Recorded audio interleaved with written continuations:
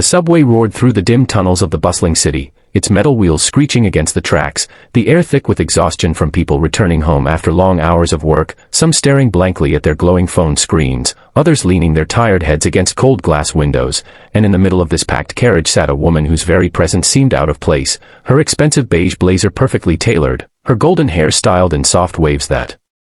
shimmered under the harsh fluorescent light, a diamond pendant resting gently against her collarbone, and in her arms she cradled a baby wrapped in a pastel pink onesie whose wails pierced the air like an alarm, making heads turn and passengers frown with irritation, for no one likes the sound of a baby crying in a confined space, especially after a draining day, yet this baby's cries were different. They weren't the whimpers of hunger or the soft fussing of sleepiness, they were desperate, heart-wrenching sobs that only grew louder with every failed attempt by the woman to soothe her child, and though she rocked gently, whispered words of comfort, and even held the baby closer to her chest, the cries didn't stop, instead echoing through the train with relentless force, and the passengers around her began to exchange annoyed glances, some rolling their eyes, others muttering under their breath about how rich people don't even know how to take care of their kids, because even in her helpless state the woman's expensive jewelry, her polished manicure, and the subtle scent of luxury perfume couldn't be hidden, and yet none of that mattered to her in this moment because Amelia, known to society as the millionaire daughter of a business tycoon, a woman who had grown up shielded by privilege, was trembling, her lips parting in quiet desperation, her eyes glistening with unshed tears, because though she had everything money could buy, she didn't have the power to calm her baby's cries right now, and the harsh reality of being judged by dozens of strangers pressed against her chest heavier than the baby in her arms, and across from her, sitting on the cracked plastic seats of the subway, was a man whose life could not have been more different from hers, his shirt sleeves rolled up, revealing tanned forearms lined with calluses from years of labor, his faded jeans marked by wear, a cheap wristwatch barely hanging together on his arm, and his tired eyes softened only when they glanced down at the little girl sitting beside him, a girl with soft brown curls and a small pink backpack strapped tightly against her chest as if it were a treasure, her wide innocent eyes watching the crying baby with concern, and this man, Daniel, shifted slightly in his seat, not because he was irritated like the rest of the passengers, but because something inside him stirred, something that only a parent who had walked through sleepless nights and endless worry would understand, the silent knowledge of what it feels like to hold a crying child and not know how to stop the tears, and though he was a struggling single dad barely making ends meet by working double shifts at a construction site and picking up odd jobs, though his shoes were worn thin and his wallet nearly empty, he carried with him an empathy born of hardship, and as he looked at Amelia trying and failing to comfort her child, he felt a strange urge rise in him, an urge to help, even though logic told him to stay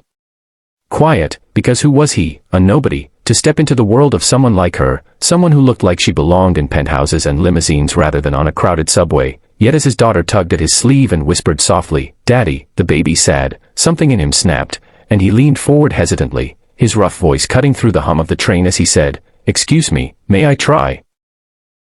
And for a moment Amelia's teary eyes blinked in confusion, then widened as she realized this stranger was offering to help with her baby, and though her pride screamed at her to refuse, her heart, shaken and exhausted, whispered that she had nothing to lose, and with trembling hands she reluctantly held out the wailing infant to him, the entire subway car watching in tense silence as if the air itself was holding its breath. And when Daniel cradled the baby in his strong arms, something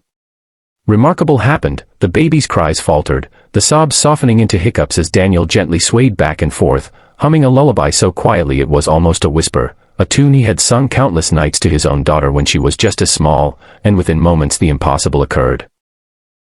The baby stopped crying, her tiny eyes blinking open as she gazed up at the rugged stranger holding her, her fists unclenching as calm finally washed over her fragile body, and the passengers who had moments ago been annoyed and judgmental now stared in shock, some even gasping softly at the transformation, while Amelia herself froze, her heart racing, her lips parting as she watched this man, a man who looked like he had nothing, accomplish in seconds what she, with all her wealth and resources, could not. And as Daniel handed the now sleeping baby back to her, his rough hands surprisingly gentle, Amelia's throat tightened, words failing her as she whispered only, "How did you do that?" And Daniel simply shrugged, his lips curling into a tired but genuine smile as he replied, "Sometimes, you just need a little patience.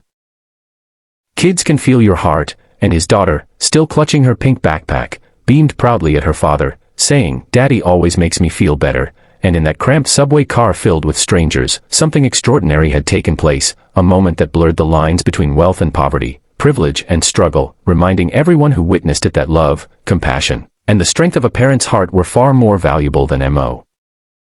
money, and though Amelia said nothing more for the rest of the ride, her gaze lingered on Daniel, her chest heavy with emotions she couldn't quite name. And as the train screeched into the next station, passengers began to shuffle out, but many glanced back one last time at the men who had done the unthinkable, their annoyance replaced by quiet admiration. And little did Amelia know that this brief encounter on the subway was only the beginning of a story that would change not just her life,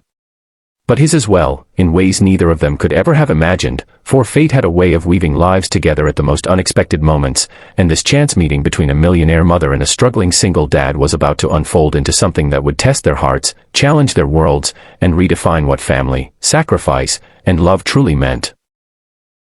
So if you're moved by this moment already, don't forget to subscribe to the channel, because what happens next will touch your heart even more deeply than you can imagine, and you won't want to miss the continuation of this powerful story.